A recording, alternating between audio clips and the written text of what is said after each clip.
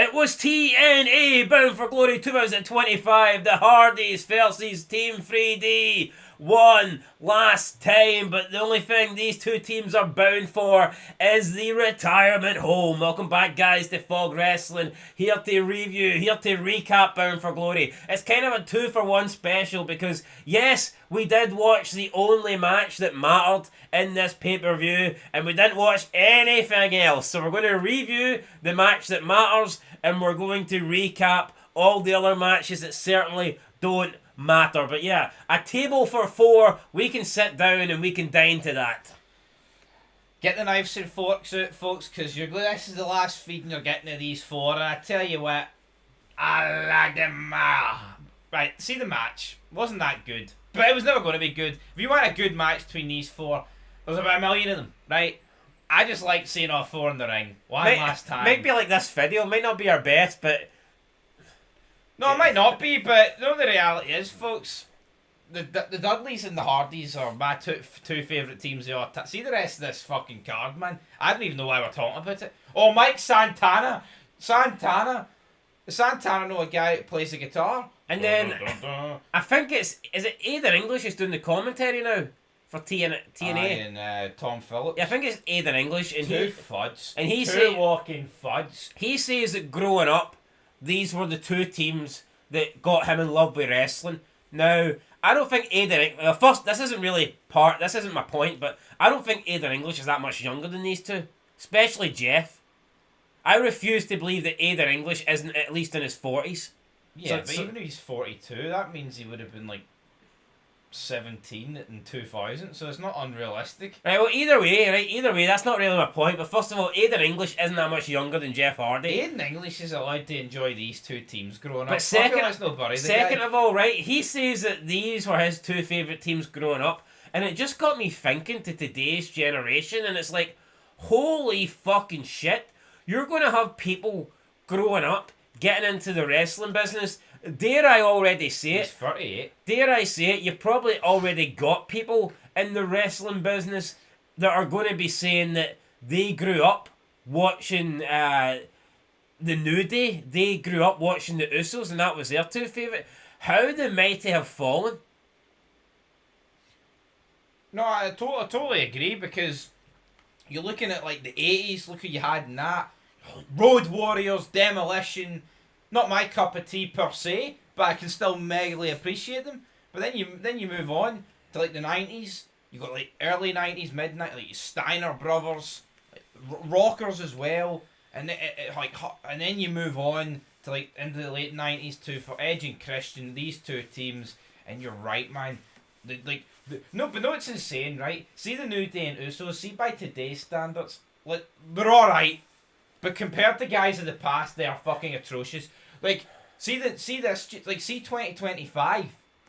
They're going to be like way behind the New Day and the Usos. Wrestling is fucking nosediving. They will never... See the fact that these guys have to come out, right, at age 54, 51, 52, and 48 for Jeff. Because no one cared. I mean, let's be honest. The only reason you're buying this pay-per-view is because of these four. Oh, let me buy it for Trick Williams and Mike Santana. Dead on, man. Give me big gutted Bubba Ray and Devon fucking Belt struggling around a ring over that shite. I think so, though. Absolutely. And I mean, you look at Roxanne Perez, grew up, favourite wrestler, idolised AJ Lee. She's the reason she got into business. Even in recent years, like I've seen people evolve. Say, oh, why did you get into wrestling? They're like, oh, because of like Rhea Ripley. And it's like, holy fuck. Just, I mean, you got people I grew up watching Hogan, I grew up watching Flair. You know, even when Jericho says, oh, I grew up idolising Shawn Michaels. Now you're getting people getting into the wrestling business because they grew up idolising AJ Lee. And it's like, no wonder the product in the business is falling. When you look at the level of stars that people now grow up idolising and wanting to become. I mean, holy fuck! If Jericho's idolising Shawn Michaels, and he's wanting to be like Shawn Michaels, then you've got Jericho is going to push himself to be the greatest of all time. If your idol's fucking AJ Lee, then you're just going to be another female on the fucking roster at the end of the day. I mean, I'd love to say, folks, that here things will get better and people will be idolising better people, but they won't be. There's no one for them to idolise. Yeah, we're fucked. No, honestly, like, we are snookered. We are absolutely fucking snookered. I mean, like, if you look at 2002, right, there might have been like a whole new generation that grew up during the Attitude Era that just watched Raw and wouldn't have known of guys like Hulk Hogan and Sting. But then, like, you get exposed to them throughout the 2000s, like, because they're in like their like retirement runs. Obviously, Sting lasts like another 20 years, but now in 2025, I'm sure there's been kids watching this and they've barely seen any of John Cena, and they're like, "Who's this guy?" Well, they can't have, because you see kids turn up at these shows, and they can be like no older than 7 or 8, and they're like, you know, wearing the Cena merch, and it's like, well, realistically, you were probably born in like 2017. Cena by that time was well into his like part-time gimmick, and even then, like, what age do you start realistically watching wrestling at? Because I watched it when I was 1 or 2. You don't really start watching anything, in my opinion, till you're at, I would say at least like 5, 6. Yeah, you watch cartoons, but you don't watch professional wrestling. So even if you're like 8 years old, you wouldn't start watching wrestling till like 2021. Cena's barely been around. What's he done since 21? Faced Roman Reigns and lost to Austin Theory. Big whoop. Big whoop, John. Anyway, let's get into this match. So the Dudleys come out. Let's get into the TNA pay-per-view first of all. So Was that not? first match, the Inspiration, Casey Lee and Jesse McKay taking on Elegance Brand, M and Heather. So the Inspiration won. They retained the TNA Tag Team titles. I believe they were the champs coming in. Anyway, they were the champs going out. We then got US Marines are recruiting from, I don't know, someplace. Then Steve Macklin defeated Frankie Kazarian for the TNA International title. Just nobody fucking cares. International title's dead. Trick Williams and his lawyer ran down why he wears the championship belt upside down.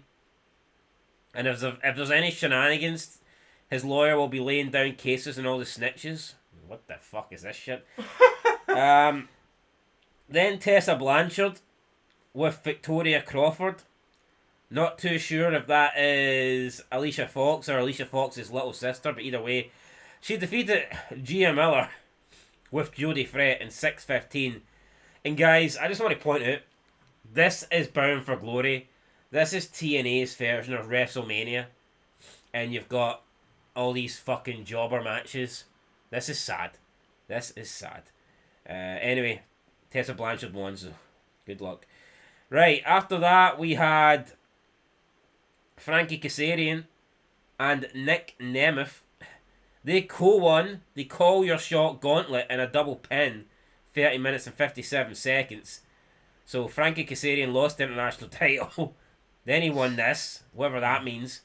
They used thumbtacks, and I seen this. They used thumbtacks in this match, but they weren't real thumbtacks. But the commentators were calling it as if it was thumbtacks. They even said, "Oh, here's the thumbtacks," and the wrestlers were selling it like it was thumbtacks. But it wasn't thumbtacks, because we've seen the wrestlers get powerbombed and shit onto them and moves off the top rope onto them, and there was not a single tack stuck. And I think this is pathetic. I'm not saying you need to use thumbtacks. I've seen this with barbed wire as well. I'm not saying you need to use real barbed wire.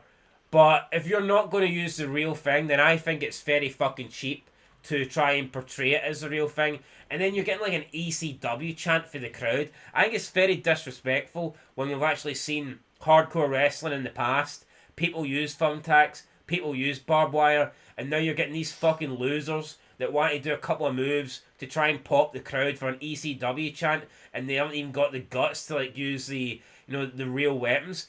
I mean, say what you fucking want. Taking a flat back bump on thumbtacks, that's not going to get you brain damage. That's not like a dangerous thing to do. Yeah, it'd be pretty painful, but like, if you're not going to use real thumbtacks, then what's the fucking point of using fake ones? You come across as exactly that, fake. No, you're right, and here, bash the fuck out of Sane and Owens when they used the fake barbed wire. You know, you could tell, remember when they were doing the move, and his shirt wasn't even sticking to it. No, I know, yeah.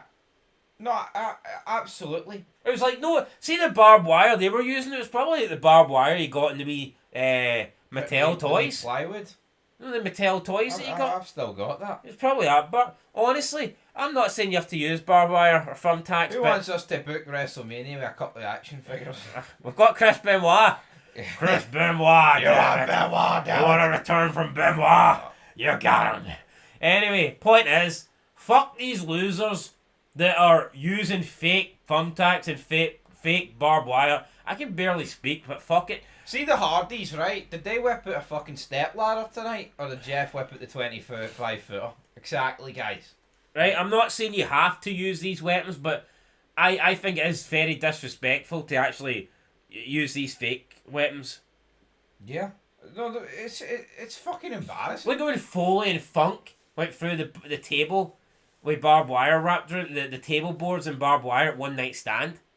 No, they're fucking stuck to it. Funk had to get cut out. I know. Funk is on a roll, yeah. What a legend Terry Funk was, by the way. R.I.P. True man. True fucking legend. But anyway, Hardcore legend. Up next, we have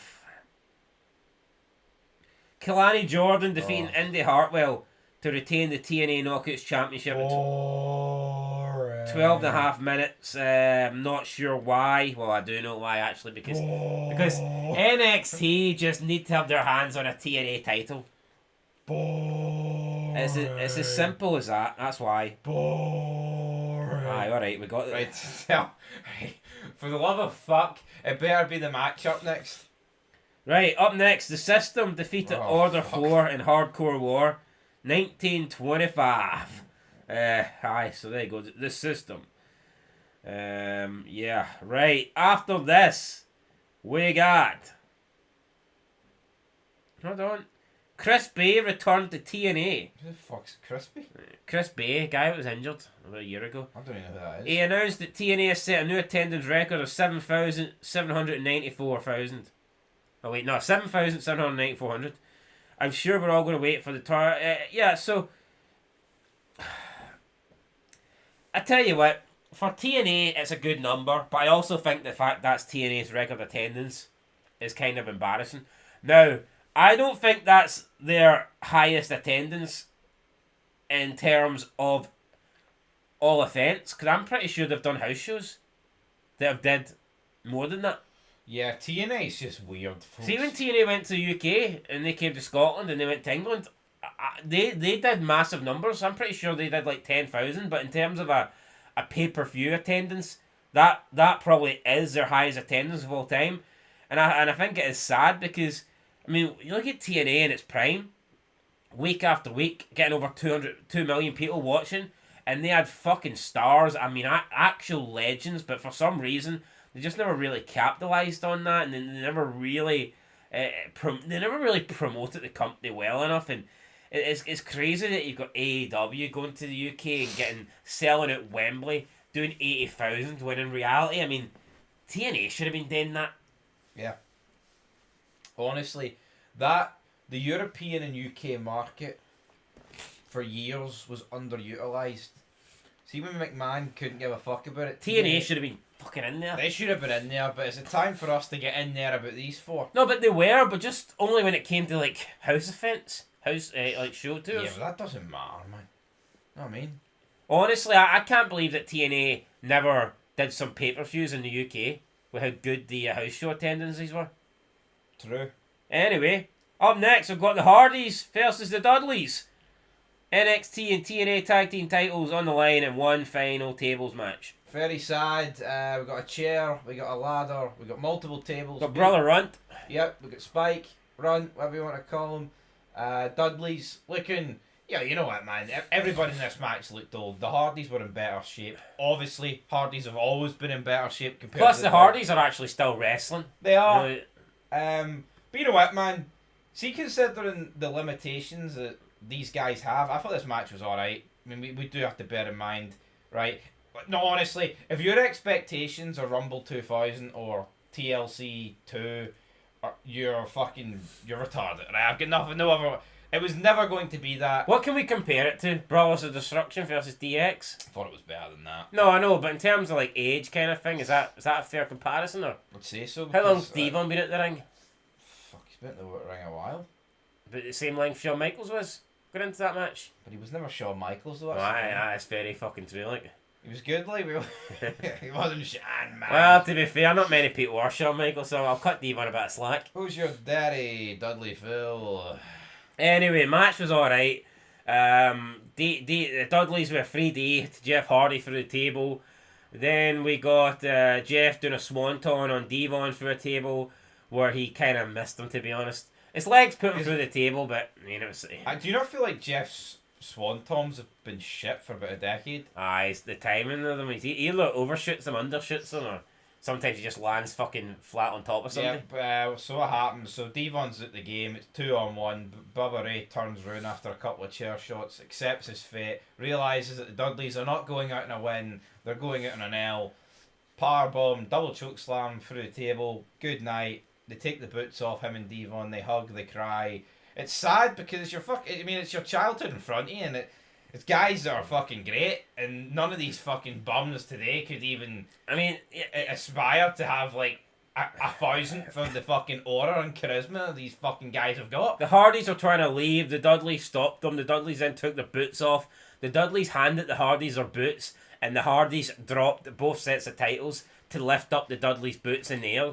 I mean, does that not show us what wrestling is? That the Dudleys' boots are worth more than fucking tag titles? I believe that. See if Johnny Gargano tried to take his size 3 gutties off and hand them to Jeff and Matt. What do you think they would have done? I don't know.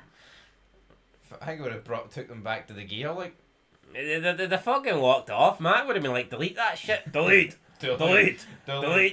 But now, I mean, like, the Dudleys' boots had some sort of value. It's like Predator when he collected the scalps. Aye. Or the skulls or whatever. I'm a bit like when Undertaker left his robe and his hat. I just hope the Dudleys don't sell it. It's not his fucking house coat. Well, it may as well be. He's a fucking sell-out bastard. What the fuck has happened to the dead man? Tell me, Mr. Dead Man, what happened to him? Undertaker using the word awesome in full caps. What the fuck are we doing The Undercucker, that's what he is, man. No, what are we doing now? I don't know. Anyway, crowd chanted, thank you. Jeff then ran around the ring, doing laps. Jeff was crying. Clapping everyone's hands. Kind of all crying. Bubba was beetroot. I think Jeff was on the fucking gear. When was he not? Anyway, then we're going to the main event. Mike Santana defeated Trick Williams to win the TNA World Championship. Mike Santana's finisher is fucking garbage. It's basically just like a spinning clothesline. And I'm just sick of people that don't have the physique and don't have the athleticism to do clotheslines or basic moves like that as a finisher. If you want to have a clothesline as your finisher, then A, you need to be big and you need to be physically imposing to make it look legit. Plus, you need to actually deliver it with some form of agility, physicality, velocity, tempo, you name it. Like a JBL, right? Not only was JBL like 300 pounds, or at least close to 300 pounds, and like 6'6", 6'7", but you know he also, anytime he's on the clothesline for hell, majority of the time he was coming off the ropes and he was hitting you full speed like a fucking runaway train. I see this clothesline that Mike Santana hit on Trick Williams. I mean, this clothesline looked like? It looked like just a transitional clothesline on a comeback move. You know when someone would hit a clothesline and then the person that they hit the clothesline on would take a flat back bump and then immediately bounce up and take another clothesline? Yeah. You know, like the comeback moves in WWE 2K where you hit a couple of What? I was yawning there. Aye. Well, am I putting you to sleep? No, Aye, well, shut up, right? No, but I know he's no, yo. This did not look I don't give a fuck. Did this look like I'm going to win the world title at the WrestleMania version of TNA?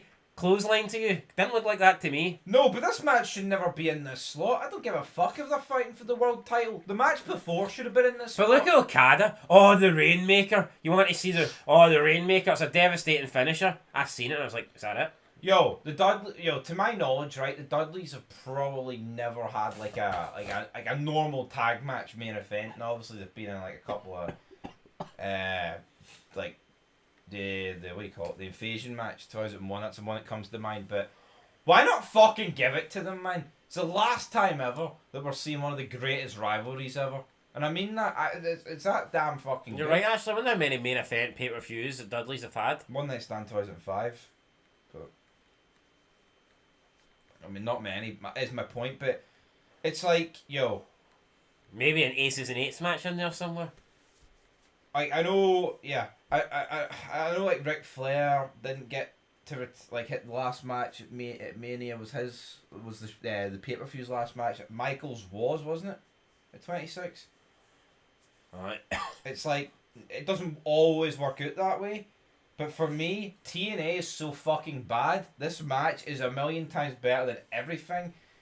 I mean, this is see in the world of 2025, this was the match I was looking most forward to. Yeah, listen, this is not like 15 years ago where TNA had Sting and Angle and Hogan, and you're saying, oh, Dudleys, we can't because we need to, the world title needs to go on last because these guys are competing for it.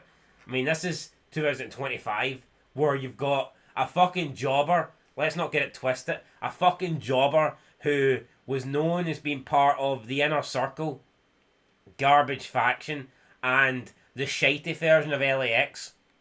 That's all he's known for. And he's taking on a guy from WWE's development brand. Are you telling me the Dudleys aren't better than that? Is it not a better visual, man? The Dudleys giving the Hardies their boots and Saranara ending the show than a couple of fucking shite clotheslines for Mike Santana? Get that straight in the fucking bin. Anyway, that's it. The Dudleys are done. And, with each passing day, guys of yesteryear they're either dropping. Another two bite of the dust. Yeah, they're either dying or they're retiring. And it's sad, man. Time waits for no man, but I mean, we have said over the years, like, what is wrestling going to do when these guys all die, sadly, or no longer wrestle? And I mean, honestly, look at it, right? The Dudleys, Bully Ray's not done, but the Dudleys are done, right? Dudleys are done. Couple of months' time, John Cena's going to be done. AJ Styles is going to be done. It's like, see as we enter the 2030s, like, who's still going to be going that was good? No one. I mean, so yeah, guys, that's it for your Bound for Glory review on one match and a recap on all the other shit. Till next time, peace.